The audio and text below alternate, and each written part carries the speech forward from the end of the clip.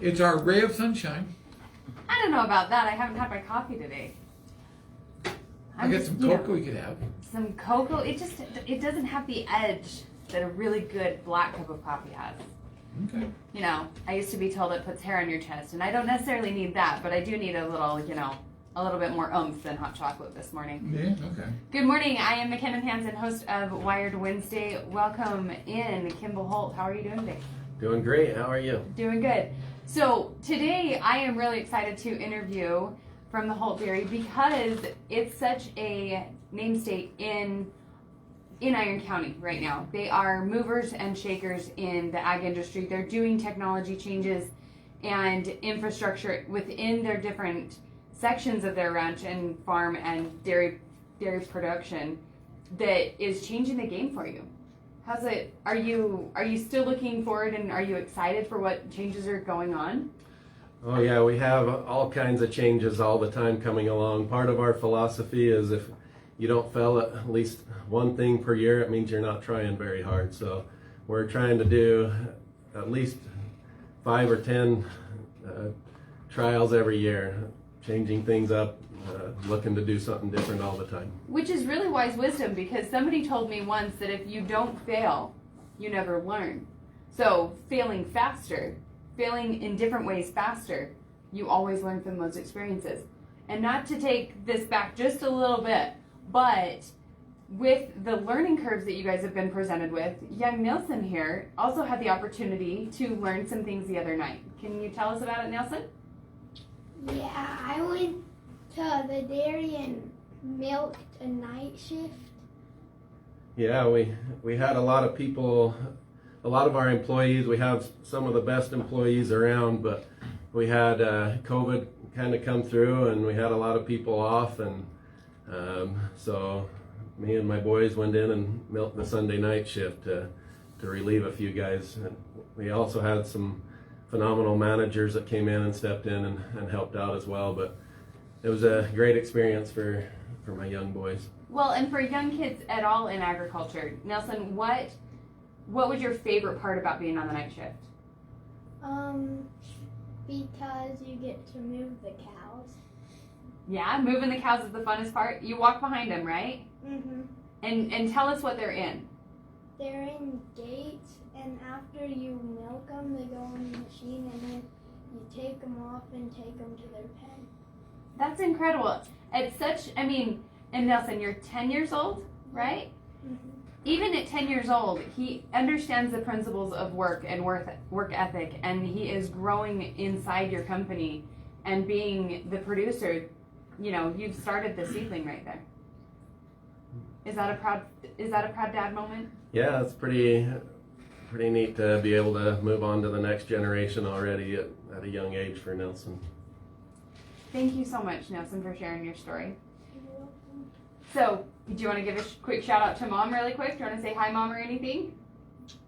Hi, Mom. So, Kimbo, with the different changes and your business moving forward into the future, what are some of the things that Holt Dairy has been doing, that's been game-changing for the dairy industry? And what are you guys looking forward to? Some of the things that we've done that not necessarily that they're game-changing, but we feel pretty excited about is so let's back up just a little bit. 12 years ago, we weren't even dairymen, and I used to always tell everybody that our biggest disadvantage in the dairy world is that Grandpa wasn't a dairyman, and so we didn't really know what we were doing. But our biggest advantage in the dairy world was that Grandpa wasn't a dairyman. So we have the willingness and ability to challenge status quo, to decide, hey, is this right? Just because it's habit of some farms doesn't mean that it's habit of our farm. So everything we've done, we've challenged. They say that what do they say? A fool never, or a wise man changes his mind, but a fool never does. And so that's our goal is to, like I said in the beginning, to fail at really small things in a trial, but yet the things that we do succeed at, to be able to scale them out to the whole farm. And so that's kind of what our MO is on the operation, is to always be challenging the status quo and to always try and be a little better in some area. So tell us how many cows you have. What's kind of the general life cycle of a dairy cow, and why do they like the HOA community that they live in? So the cows all live in a kind of a gated community, and it's a nice living conditions for them. They all have their own bed. Housekeeping comes through 3 times a day and cleans up everything after them. They get fresh feed twice a day.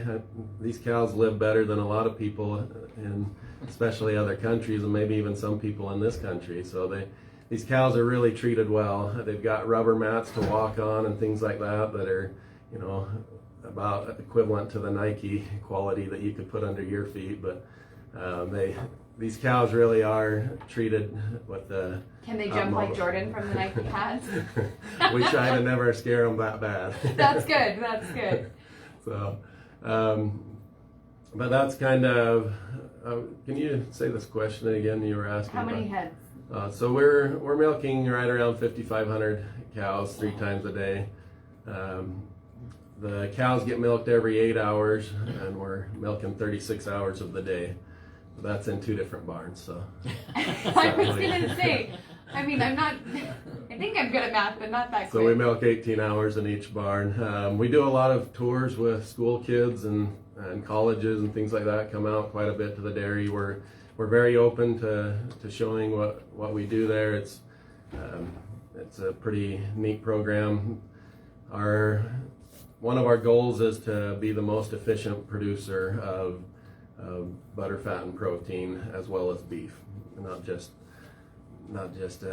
pounds of milk, but total pounds of production, through beef, milk, and all of those products. So how long obviously only the women can, lactate in the cow industry, well, and I think humans too, but, mammals in general.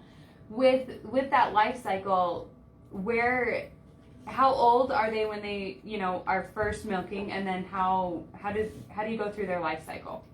Yeah, that's a great question, McKenna. So a lot of times people ask, when does a cow start milking, and do they have to have a baby, and things like that. So a cow at about 2 years old, give or take a few months, will have their baby, and then that baby, as soon as they have their baby, they start lactating. And we milk them immediately within an hour, and we feed that milk, which is called colostrum, to the baby calf. Humans, we'll get out in the weeds for just a second. Humans can get some passive transfer of immunity with inside the placenta of the mom, but calves can't. And so if you don't feed that colostrum to the baby, like 75% of them will die. So it's highly critical to bring that mom in, milk that colostrum, and feed it to that baby. And so we do that, and we have a team that has, we are about 1/3 the national average on death loss from our babies and on the moms as well, because we have such a phenomenal team out there that they work day and night. They work Christmas, New Year's. We have about 5 holidays. people. Well, they rotate days off and so forth, okay. and so they can cover each other if somebody wants a different holiday off or things. Just kind of like nurses and firefighters. We've got a lot of people, really great people in this community who also have to work holidays. But so they get fed the colostrum, and then they get fed milk. A lot of that milk is milk produced right there on the farm. And then and we feed them milk for about just shy of 3 months, and then they're weaned onto a regular ration like calves would eat, and then we raise them for another about 1.5 years at just over a year old. They go through the breeding cycle, the maturation cycle, and they get bred. They have the same gestation length as humans. Everything's the exact same as humans, so I'm had to become kind of an expert on all of the parts, all women things, from the whole cycle to everything.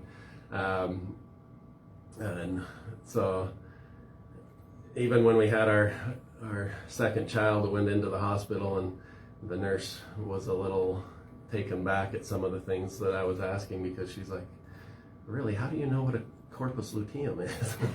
I'm like, well, it's pretty important in my line of work to know the cycle of a cow. So anyway, so then they have a gestation similar to humans, 282 days. Then they go on to, and then once they have their baby, that's their first baby, and they start lactating, and that cycle happens. Typically, a cow will live, in the U.S., they're living about 4.5 years to 5 years. Right now, we're averaging 6 years to 7 years on our cattle, partly because of the feed that's in this area, and it's a lot healthier ration that we're feeding. Now, the male calves, obviously, those are just sold at auction and go to a feed yard, probably, right? So our male calves, we're breeding to a breed that's like milking Simmental, that's a lot thicker, a lot beefier, and so we keep a lot of our bull calves. Well, you did for breeding purposes. Well, for beef.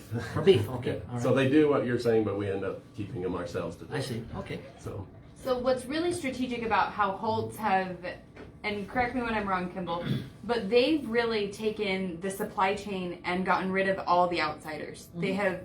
They have kept, from the dairy farm to the feedlots, they've kept a lot of the in-house things, so they can take, the bull calves, feed them, regular milk for the first 3 months, and then put them into kind of a feedlot strategy.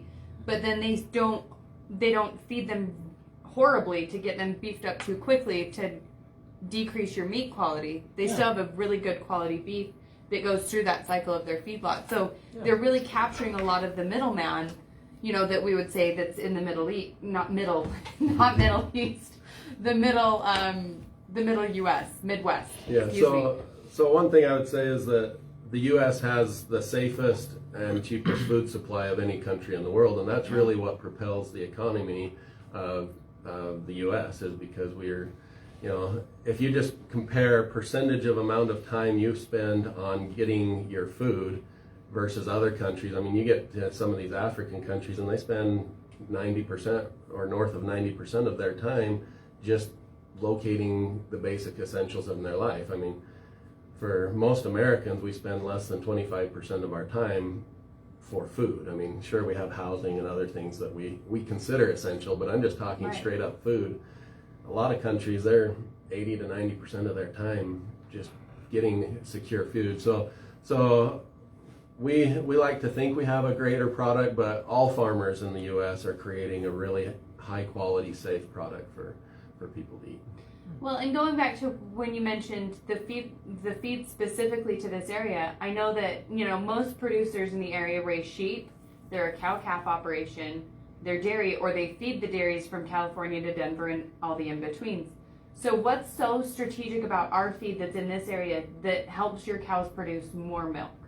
Yeah, that's a great question. So in this area, with cool mornings and cool springs and falls, we're able to produce some really high quality forages. Forages would kind of be your alfalfas, your oats, your three-ways, a lot of these products that are produced right here in Cedar City as well as the surrounding areas. And the weather patterns allow for a really high quality product. Animals basically need three things. They need protein, starch, and digestible fibers to gain weight or produce milk, either one product that you're going for. And that's the same for sheep and horses and pretty much all ruminants and animals. And so this area produces some really high quality forages that's even exported even worldwide. And what makes that special is that you can be more efficient at producing milk or beef or sheep or whatever product you're doing. And so that's kind of what drives us in our world here is that we're able to, on lower water amounts, we're able to produce, for example, triticale, which is a rye wheat cross. We're able to produce that with significantly less water and get the amount of total nutrition value out of per acre and per water inch. We're able to really become more efficient. Last year I have to assume, sorry to interrupt, that the drought's having an impact on your operation as well as everything else. Yeah, so one interesting thing is we spent a lot of money on management as well as infrastructure to reduce our water usage. And we cut our water usage by nearly, over 15%. And with record drought last year, we still had record yield of alfalfa and corn by the massive infrastructure changes that we did. But yes, it impacts us. I mean, if we would have made those changes 2 years previous, it would have been a wonderful thing. But it allowed us to reduce our water use because we just didn't have it. You know, our valley, kind of like the Cedar Valley, has a lot of surface water, and we just didn't have the surface water last year. So we had to really reduce the amount of water we use. It's incredible to think that, you know, even though farming has been around for literally hundreds of thousands of years, I think as old as people are. How old are people, Chris? Sure. Well, I think. You know. Old as Dr. T. Right. Hey. Well, I wasn't going to go there, but you brought it up. I'm teasing. You and O'Neill are all. I'm seeing a little age discrimination. So. Hey, it's okay. I heard a guy one time that said that he was so old that he could remember when the Dead Sea was only sick. Oh. So, I mean, farming has gone back so many years, right? So many hundreds of thousands of years. Yet there are still such innovative ways and such technology that is out there that's continually developing that will make our producers, or at least assist our producers, in becoming more productive, more efficient, and grain greater yield. It's an incredible insight because, I mean, going back to what you first said, fail faster almost. You know, in the very specific areas of that, figuring out what's going to work and scaling it, figuring out what doesn't really work or what should be abandoned quicker, right? It's great that there are producers out there that have that mindset, because without that mindset, you could be the fool rather than the wise man. So in our final few minutes of the show, Kimball, what would be your parting thought of what people need to know about your dairy and why to use Holt products? So Holt products are actually available here in Cedar City. We supply all of the Walmarts between here and Las Vegas. The main reason to eat or drink dairy products would be because it's the basic nutrition that has been since, like you said, the beginning of time. You know, nomads walking the plains of Egypt or wherever, they were milking goats and camels and things clear from the beginning of time. And you know, we strive our hardest and work our very hardest with a wonderful team of people out there to have the highest quality, safest product that is locally produced. It's produced not just locally as that we make the milk locally, but the vast majority of all of even our inputs are done locally. And we're here investing in the community with all kinds of things, to technologies to save water, to general wages, having people hired that work, live, and spend in this community. Yeah, so we hire a lot of people, so much so that even Obamacare tells us that we're considered a big employer, which we hire a lot of people, and I would say our biggest asset is the wonderful people that work for us. Kimball, thank you so much for joining us for Wired Wednesday. It's always insightful to have producers that have a broader perspective out there, you know, on the show, because then it helps those that listen to the show and those that watch us on social media understand that it's not a one set mind, you have to do it this way, right? Just because it's been done this way doesn't mean it has to stay that way. Development, you know, becoming more effective and efficient, it's all a huge circle, and it all becomes so much better. So does any of your products go into like cheese and things of that nature too? I mentioned it does. All of our Or milk, just milk ends up in fluid milk or into like condensed milk that ends up into, you know, your bakery goods and breads and things like that. So we don't ship anything to the cheese plants, although the breeds we're using are actually more efficient at making cheese because we actually use a France breed. That's the milking Simmental that I was talking about before, and so it's actually if it were to go to a cheese plant, would actually make more pounds of cheese based on the protein structure in that milk. So it's actually a higher quality milk, and it's actually softer on your stomach. So people drinking the milk I don't know that you'd necessarily have a research study on it, but that's what the data says. One other thing, if you have just a moment more. So one other cool thing that took us years to develop was to do group housing of our calves. They do it in other countries, but it's not common here in the U.S. We spent years and years, and now we have what we call buddy hutches. We failed like 15 or 20 different times on different systems of maybe 16 calves, 8 calves, 12 calves, all kinds of different scenarios. And we found when you had lots of calves, then you had some really big ones and some really small ones, kind of like bullying at school. But then we found pairs to work good. So anyway. We are up against the clock. If folks want to get a hold of you, MJ, how do they do that? Yes, this has been McKinnon Hansen, your local Farm Bureau financial agent, servicing commercial, workers' comp, farm and ranch, all of the gamut of insurance. If you need it, call me, 435-592-2021. And we have had Holt Dairy on with Kimball Holt. Thank you so much for joining us on Wired Wednesday. All right. Thank you. Sorry. And one last